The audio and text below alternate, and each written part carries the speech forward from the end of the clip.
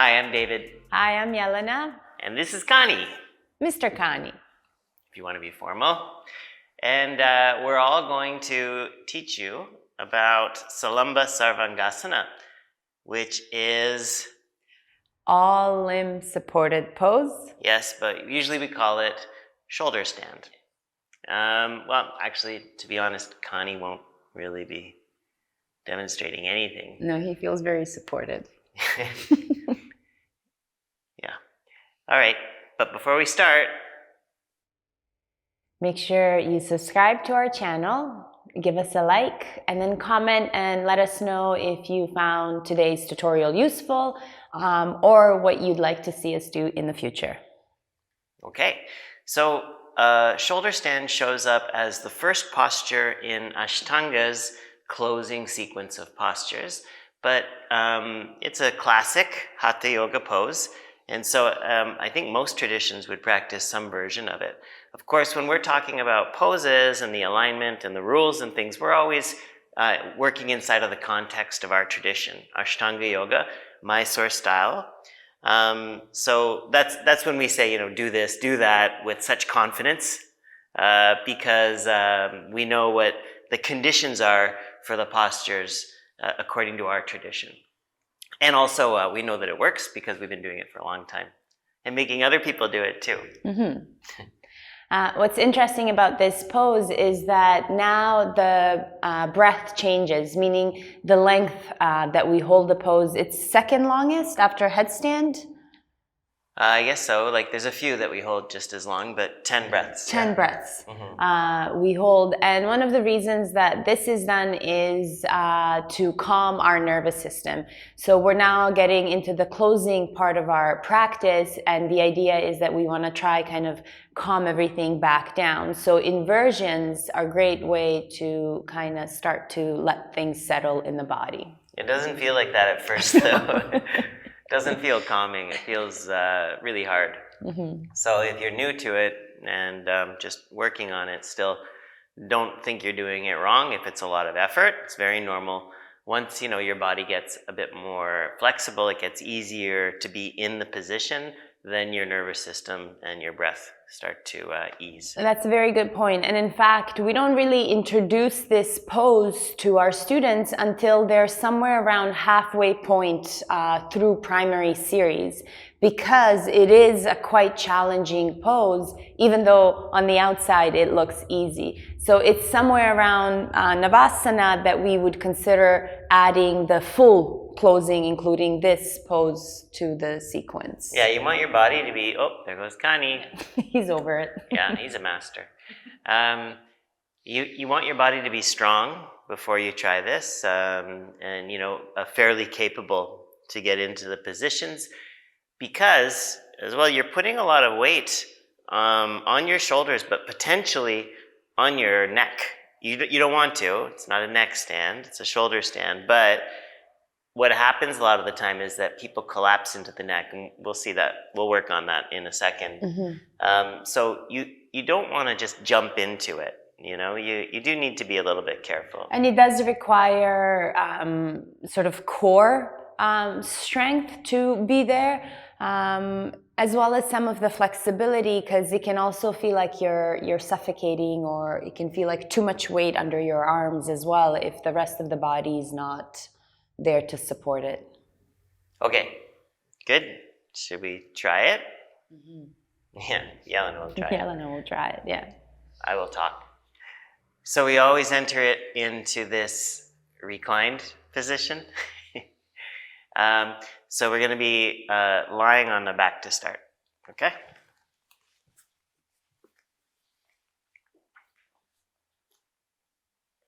Okay, and if you were doing Ashtanga, then you would have, after the pose before this, you would have done back bends and whatever configuration you're doing, and then get a squish or do a forward bend, and then do your jump back, upward dog, downward dog, vinyasa sequence, then jump through, lie down, exhale there, and then Ashtau, inhale, lift up.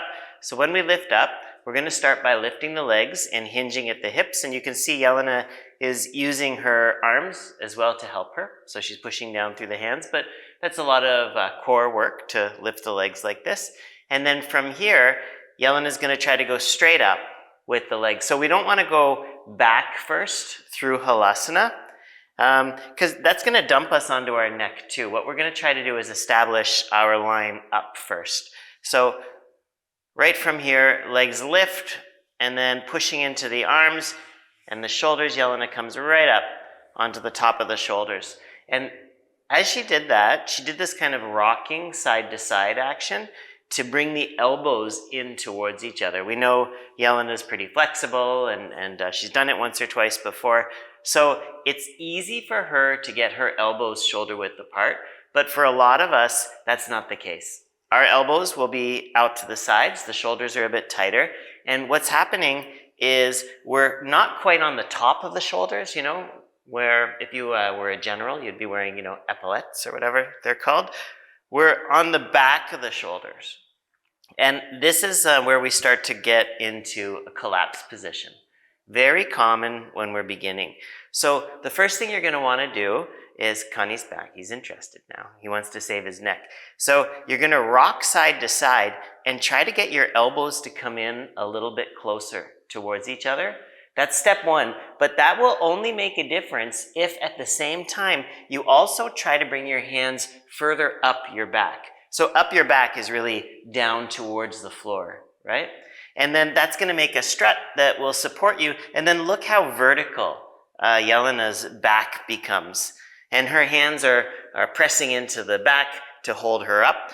The shoulders ideally stack the hips ideally stack right up over the shoulders. So you see she's not letting the hips move back here. But again, this is very common when you start. So try not to be too relaxed about your leg and your hips. Squeeze your bum. Use the glutes as hip extensors to tuck your tailbone and to press your hips in the direction of your head.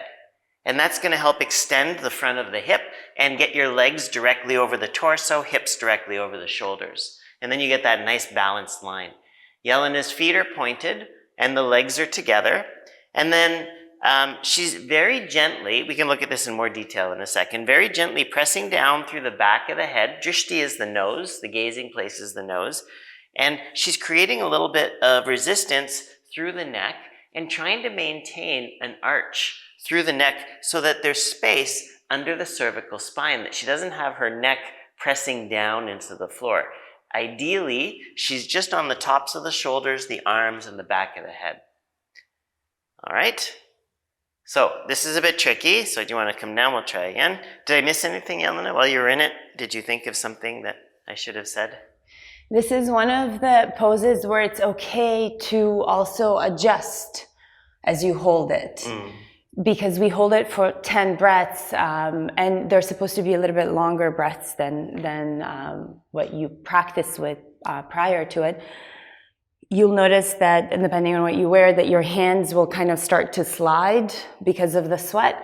So I think it's important to readjust because we are holding it for longer. So you want to make sure that you're kind of maintaining that alignment.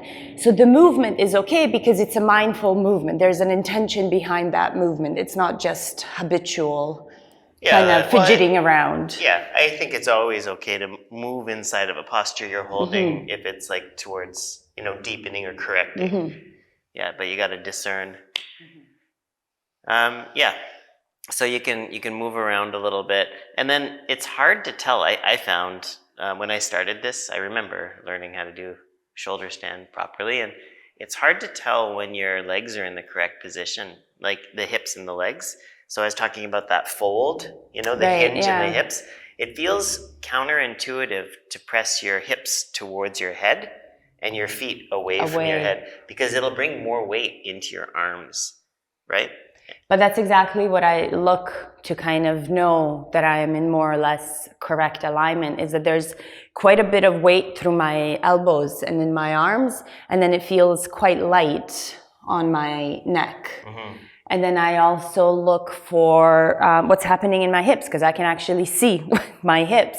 So I want to make sure that they're as flat or as open as possible. And that often will require that I move my feet away from my head towards the front of the mat. Yeah. And then what I see a lot for people practicing for a while is they'll actually start to, if they're collapsing on the neck, they'll start to get like a callus. Yeah. Sounds weird, right? Like dry skin on the back of the neck, which is your body trying to figure out a way to cushion, the pressure that you're putting there, because that's not a good place to put pressure. Your whole body weight is sinking down onto the neck. So we want to try to keep that spot off the floor as best as we can. And so we talked about, getting the elbows in. Sometimes if you join your hands and wiggle your elbows in and then put your hands on your back, that can get you in. But sometimes it's just so hard to do. You can't get into the spot without feeling like your neck is pressing into the floor.